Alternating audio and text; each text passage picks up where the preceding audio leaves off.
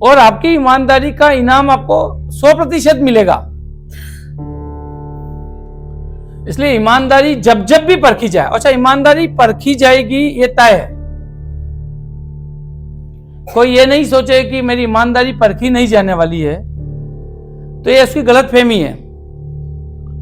जैसे कभी कबूतर के सामने बिल्ली आ जाए तो अपनी आंखें बंद कर लेता है, तो समझता है कि बिल्ली ने देखना बंद कर दिया। ऐसा नहीं है, बिल्ली तो उसको देख ही रही है, उसका देखना बंद हुआ है, और उसका देखना बंद होने की वजह से उसके बचाव के सारे उपाय बंद हो गए। यदि वो स्वयं भी देख रहा होता तो बचाव का प्रयास करता। यदि आप ही अपनी आंखें बंद कर लेंगे और आपको लगेगा कि मुझे मेरी ईमानदारी को कौन देख रहा, मैं तो मेरे रूम में क्या कर रहा हूं, या मेरे वर्क स्थल पे क्या कर रहा हूं, या मैं कहीं और हूं तो क्या कर रहा हूं,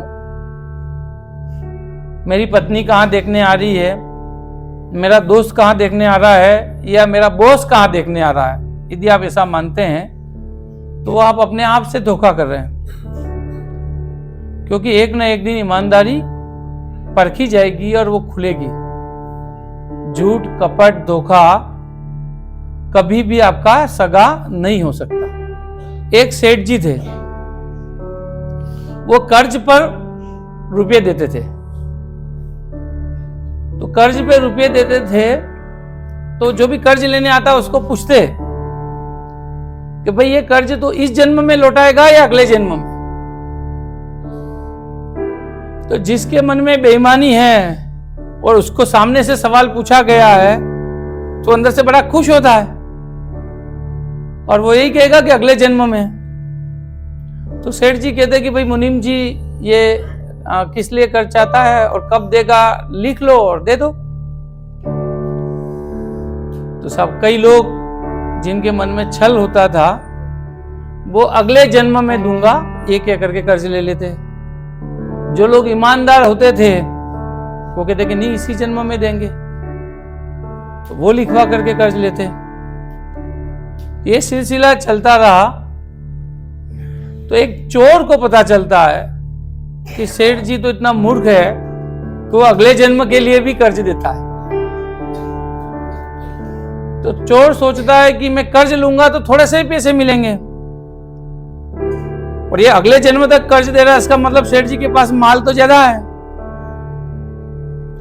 तो पूरा माल ही लेना चाहिए। तो चोर सोचता है कि इसके पूरा माल कहां रखा है वो देखा जाए। तो सोचता है मैं जाके कर्ज लूंगा, उस बहाने तिजोरी देख के आ जाऊंगा, कहां से माल रखते हैं, कहां क्या करते हैं, उस बहाने देख के आऊंगा। तो जाता है सेठ जी के पास कि सेठ जी मुझे कर्ज चाहिए। सेठ जी पूछते हैं कि इस जन्म में देगा कि अगले जन्म में देगा। वो कहता है कि अगले जन्म में। सेठ जी कहते हैं कि ठीक है मुनीम जी, नोट कर लो और दे दो कर्ज। मुनीम जी नोट करते हैं, अंदर जाकर के तिजोरी से धन ला करके उसको देते हैं। उसने तिजोरी कहाँ रखते हैं, क्या है, वो देख लिया। उसका जो मूल मकसद था वो धन को कहाँ रखा हुआ है वो देखना था।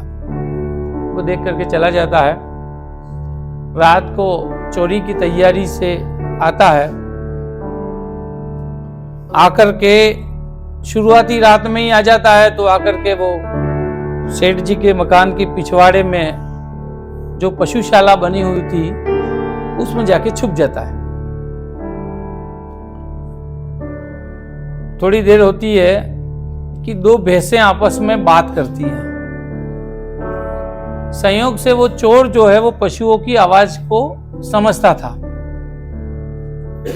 तो एक भैंस कहती है कि बहन तू कब आई? उसने कहा मैं तो कल ही आई हूं। तो यहाँ कैसे आई? तो उसने कहा कि मैंने सेठ जी से कर्ज लिया था, अगले जन्म में चुकाऊंगी, तो वो कर्ज चुकाने आई हूं, तो दूध दे करके मैं कर्ज चुकाऊंगी। तो एक भैंस कहती है कि मैं भी आज ही आई हूं और मैंने भी अगले जन्म में दूंगी, ये करके कर्ज लिया था, मैं भी चुकाने आई हूं, दूध से कर्ज चुका करके लौटूंगी।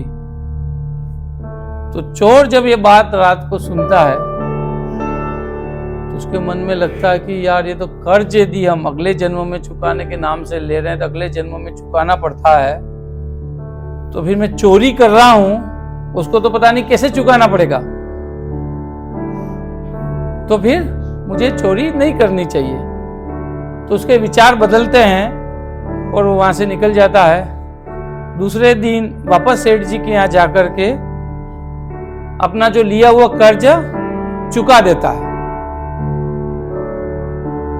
तो इससे भी यही शिक्षा मिलती है कि हमें ईमानदारी को हमेशा बनाए रखना चाहिए। यदि आप ईमानदार हैं तो हो सकता है आपको सफलता थोड़े धीरे धीरे मिले। ईमानदार व्यक्ति को सफल होने में थोड़ा समय लगता है। शुरुआती दौर में उसको थोड़े संकटों का भी सामना करना पड़ता है, लेकिन दीर्घकालीन अवस्था में उसकी सक्सेस आम आदमी की सक्सेस से ज्यादा बड़ी होती है। इसलिए ईमानदारी और वफादारी दोनों को हमेशा बनाए के रखें। यदि आप ईमानदारी और वफादारी रखने में कहीं चूक कर जाए, किसी भी रिश्ते में, चाहे वो पत्नी के रिश्ते से साथ हो, चाहे दोस्त के साथ हो, चाहे माता पिता के साथ हो, चाहे अपने कार्यस्थल पे अपने बॉस के साथ हो, तो आपको अपनी गलती सुधारने के लिए सबसे पहले क्या करना चाहिए? अपनी गलती को स्वीकार करके सामने वाले व्यक्ति के सामने अपने विश्वास का पुनर्निर्माण करना चाहिए। विश्वास का पुनर्निर्माण करने के लिए सबसे पहले उसे क्षमा मांगे, उसे वस्तुस्थिति बताएं, आपने की गलती को स्वीकार करें और उसको दूसरी बार नहीं हो उसका विश्वास दिलाएं। आप उसके बाद आपका जो आचरण है उसको सुधारें, उस गलती को वापस नहीं दोहराएं, उस बात की पूरी चेष्टा करें, पूरा प्रयास करें। जैसे कहते हैं ना कि जिस रास्ते जाना नहीं है उस रास्ते पे चलना क्यों, या उसका नाम भी क्यों लेना, ऐसा कहा जाता है ना। तो यदि हमने कोई गलती कर ली है तो उस गलती को हम स्वीकार कर लें, उसके बाद उस गलती की तरफ वापस कभी भी नहीं जाए। उस सामने वाले व्यक्ति को बार बार ये विश्वास दिलाने का प्रयास करें। हर परीक्षा में पास हों। देखो, जिसने एक बार ठोकर खाई है, जिसके साथ आपने विश्वास तोड़ा और जिसका विश्वास टूटा है, वो तुरंत तो आपके विश्वास को मानेगा नहीं, तो वो भी परीक्षा लेगा।